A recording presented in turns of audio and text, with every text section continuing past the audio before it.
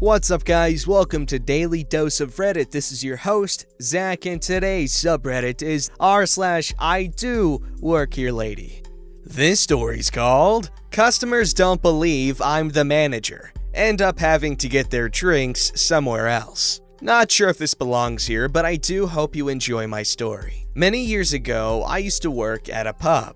I loved working in bars and such until I got better paid jobs in the industry I trained in, computer services and account management. So a bit of background info. I was 21 at the time and hadn't been working at this pub all that long. I'd gotten the job after leaving a reputable brand after too many crappy and unenjoyable days at work. The pay was good, but I just wasn't enjoying it anymore. I'd only been working at the new bar 2 weeks when I was offered the position of the live-in manager by the owner. I wasn't expecting this, and just expecting to work behind the bar and tend to tables. I didn't even realize the position was open. He explained to me that I was the only member of the staff who had shown that I could work independently and worked harder than most of the other employees. I take the promotion, thinking all was well. Turns out, some of the other staff didn't like this, as a couple of them had been after the job themselves, whereas I had previous experience managing teams for my previous employer. It made me the better choice. Me becoming the new manager didn't go down well with the staff, and indeed some of the customers. I would also point out at this point that I'm a gay man and was open about my sexuality. But some customers weren't happy about being served by a homosexual. Things were difficult for the next couple of weeks, but things soon calmed down. The previously annoyed staff eventually got over the fact that I was now their boss, and the customers that had a real issue with being served gay drinks eventually stopped coming, or just kept their opinions to themselves, as I would tend to defend myself when I was confronted by any of them. The pub initially had a bad reputation, mostly caused by some of the customers that would drink there getting up to no good, displaying threatening behavior, and dealing drugs on the premises. I would go on to change this reputation by banning people with bad intentions. I had zero tolerance for that kind of behavior. Eventually, the pub became a nice, relaxed place to drink, and you wouldn't have to worry about getting mixed up in anything if you were just popping in for a pint. Things were going well. There's a story relating to this which involves someone being escorted off the premises by the police. Let me know if you want to hear it. A couple of months into the job, I had eventually adopted a no-nonsense frame of mind when it came to customers causing issues, as I would always stand up for my staff if they had done nothing wrong. To me, making sure my staff were comfortable and happy meant as much as making sure the customers were comfortable and happy. One Saturday night, things were going on as normal. Pretty busy, but good. I had 2 members of staff working behind the bar with me and another tending to tables. We all used to swap between work in the bar and tending to tables fairly regularly, as it broke up the night and meant that there wasn't just one person stuck running food and collecting glasses. In comes a group of 3. I'd seen them in here a couple of times before, 2 guys and a girl. For the beginning of the night, they were nice, respectable customers. As it gets later, I usually leave serving drinks to my staff and keep to the customer area. This was because of the things we had going on there before. This way, I can keep an eye on the customers and my staff. The pub was fairly large, so you couldn't see all the goings-on from the bar. What I hadn't realized was the before-mentioned group of 3 were being quite rude to the staff. My staff were fantastic when it came to dealing with rude customers. Usually, they could sort things out themselves, so it came as a surprise to me when one of my staff came and found me and explained that neither they nor any of my other staff were comfortable serving the group of 3. When I asked them why, all 3 girls explained that the 2 men had been hitting on them and making lewd comments.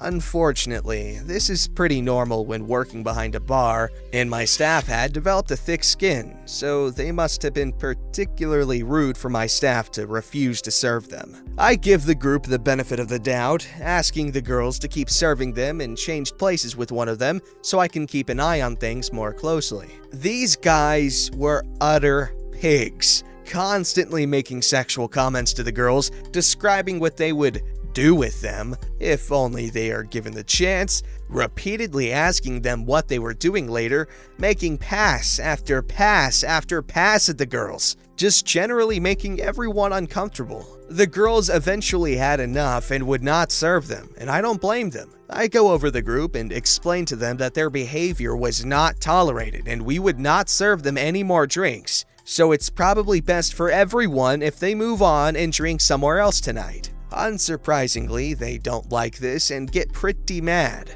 The following exchange went something like this. It may not be completely accurate, but I'll try to do it justice. And here's the cast. Them is them, me is, well, obviously me, and Paul is the name of the owner who I worked for. Paul's not his real name, but just needed one for the story. Obligatory identity protection. What the fuck do you mean you're not serving us? We're paying customers. Sorry guys, but I've had complaints from the girls working tonight and none of them is comfortable serving you. So I'm gonna have to ask you to leave. You can't do that. We know the manager. Go get him. I want to be served. It's probably worth mentioning that when they asked for the manager, I knew exactly who they were referring to. My boss, the owner, but he wasn't in and I was the only manager. Sorry guys, but actually I'm the manager and I'm telling you that we're not serving you anymore, so it's probably best if you leave. You're not the fucking manager.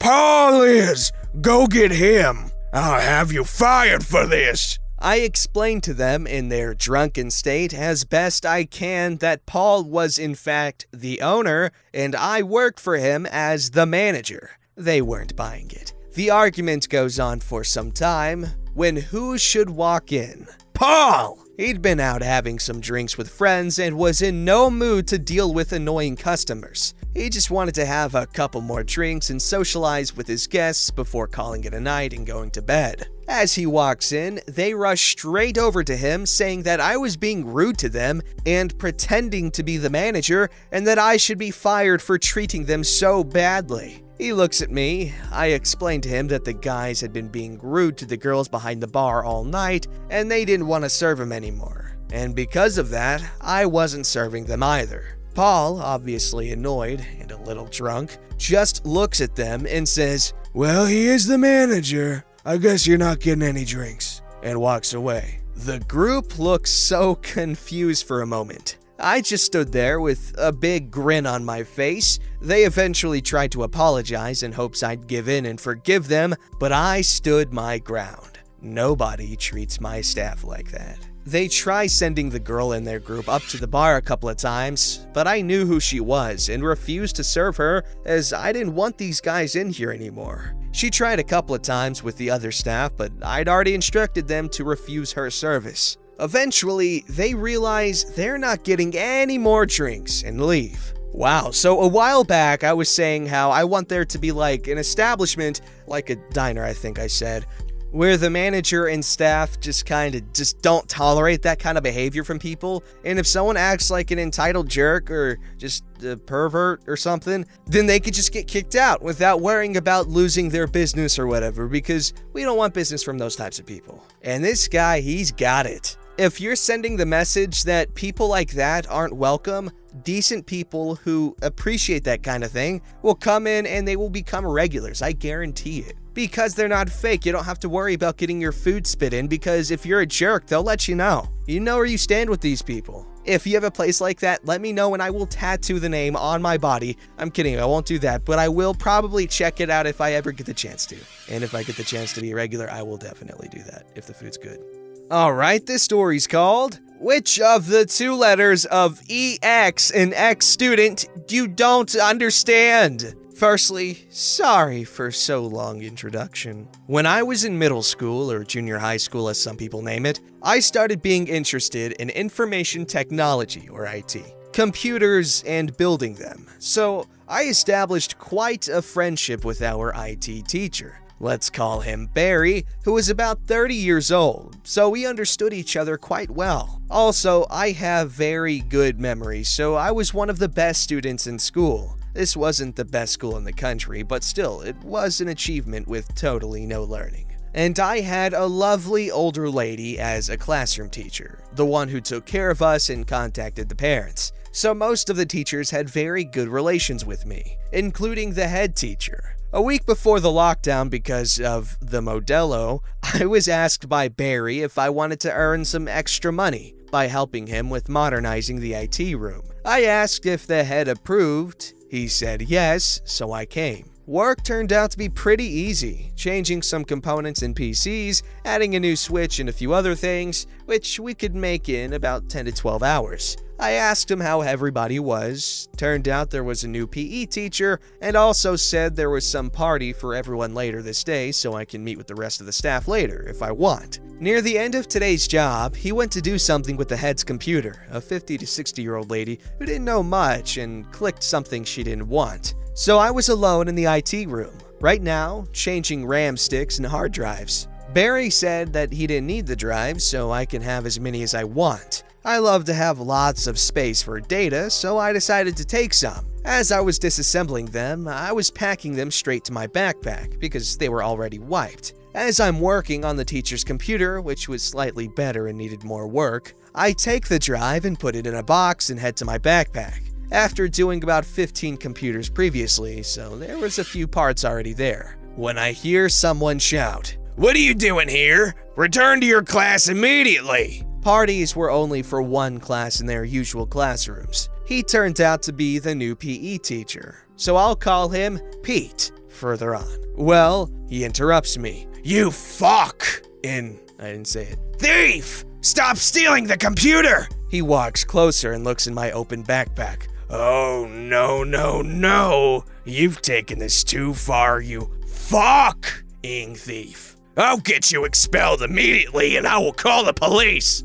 I work here. Pete interrupts me again. "I know you're one of the students. What is your class?" Little note. There were photos of those who graduated on the corridor galleries, and there was a bigger photo of me and my classroom teacher as the best of the year, so he might have seen me there. I am an ex-student. There's a picture of me on the wall. I work here today. Pete grabs me by my hand, even though I have some muscles. It was quite strong and left me a bruise. "I'm taking you to the head teacher right now, and the police will take care of you, you fucking thief." Don't know why he liked that phrase so much. What in God's name are you doing, Pete? It turned out my ex-classroom teacher had a class next door and was attracted by his screeching. I'll call her Cutie from now on. I know it's classroom teacher, but it looks like Cutie. "I found this thief who skipped class." Parties were not mandatory, so "And is robbing the IT room." Sweet Jesus, OP, are you okay? Pete, let him go right now. "I am taking this freaking thief to the head and calling the police." Pete, I am going to call the police for him, not on him. Let go of him now. What the hell is going on here? Turns out Barry was returning from head teacher's office with her to show her that I am doing a pretty good job and to talk some when they saw us at the corridor. Pete, let go of this young man.